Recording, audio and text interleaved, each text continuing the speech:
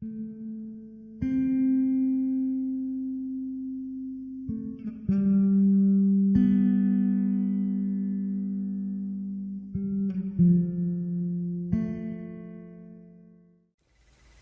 the most obvious question could be how's this all to begin? But if it were to be left in the unknown state and to rather explore the descriptive context of what has been described as the reason of a day, the purpose of a day, and the meaning of a day. Now it's with an equal understanding that within regards to the ego perspective and within regards to a vast yet limited amount of distinguished knowledge, that the ego perspective has come to descriptively distinguish from a vast yet limited amount of knowledge that is come to be acknowledged from a vast yet limited physical descriptive state of existence, that within regards to this distinguished knowledge, it has also come to influence the ego perspective to categorize days within accordance to the idea of weeks, months, and even that of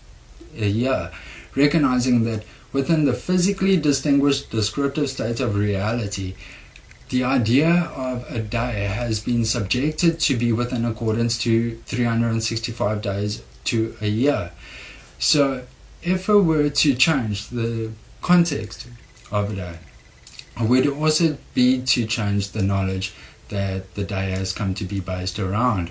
whereby through changing the knowledge, it would also be changing the sensational experience that is able to be experienced within the idea of a day. So, if the ego perspective has come to descriptively distinguish a vast yet limited amount of knowledge from a vast yet limited physical descriptive state of existence, in comparison with the infinite amount of knowledge that exists within this expansive physical descriptive state of existence,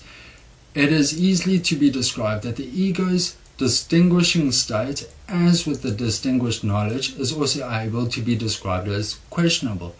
But if the experience has been described to be the source of an infinite amount of knowledge, recognizing that through it being the source of an infinite amount of knowledge, it is also able to be described as the source of a sensational descriptive state of clarity, recognizing that through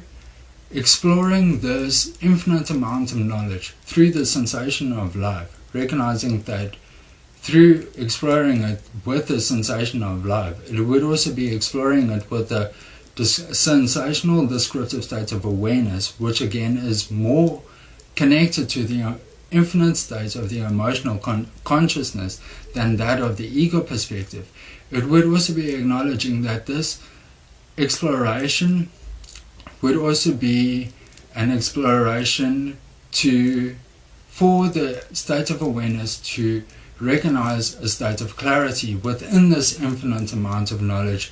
of the sensational experience that is being experienced within the physical descriptive states of existence, recognizing that this state of sensational clarity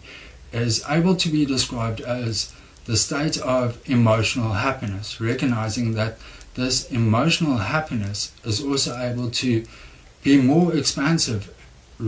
in sensation, recognizing that it is also able to be the sensation of peace, love, happiness, truth, possibilities, freedom, creativity, and all that we would want to come to sensationally experience within this physical descriptive state of existence. But through the state of awareness, acknowledging the sensational state of clarity within the experience that is being experienced within the physical descriptive state of existence, it is also able to inspire the ego perspective to also to become more sensationally connected to the emotional physical descriptive state of existence, but also acknowledging that through this state of clarity we are also able to share sensational knowledge of loving advice that is also able to inspire others to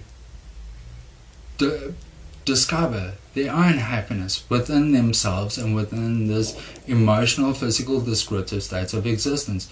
But again, with the ego perspective also becoming more sensationally connected with the emotional physical descriptive state of existence, it is also to be acknowledged that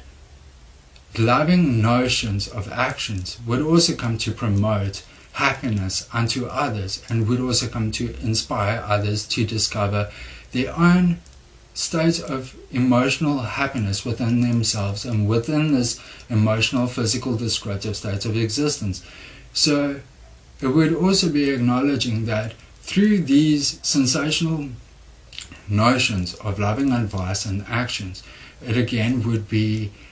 promoting the infinite state of known happiness to be experienced within this emotional, physical, descriptive state of existence. And that if this is to be acknowledged, it is also recognizing that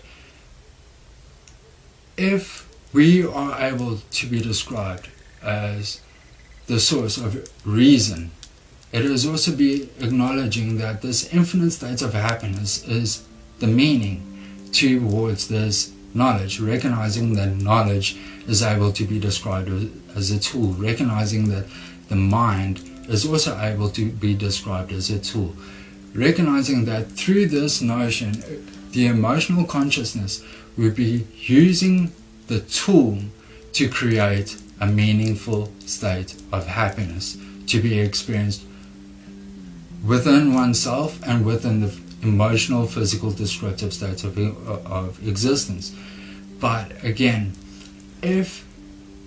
the sourcing energy of Gaia, the earthly emotional consciousness of Earth, right, were to be described as this emotional state of reasonable purpose, it would also be acknowledging that this emotional state of reasonable purpose has come to attract a questionable amount of infinite knowledge to be attracted into itself, to be sensationally changed into the known state of happiness, recognizing that the day is happiness. The meaning of a day is happiness, the purpose of a day is happiness, and the reason of a day is happiness. And it is more than just a day. It is more of a sensational lesson for us all to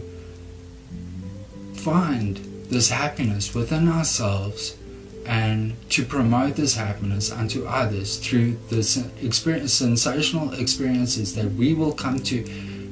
emotionally experience within the emotional, physical, descriptive states of existence. And if that is with an equal understanding, may it be so.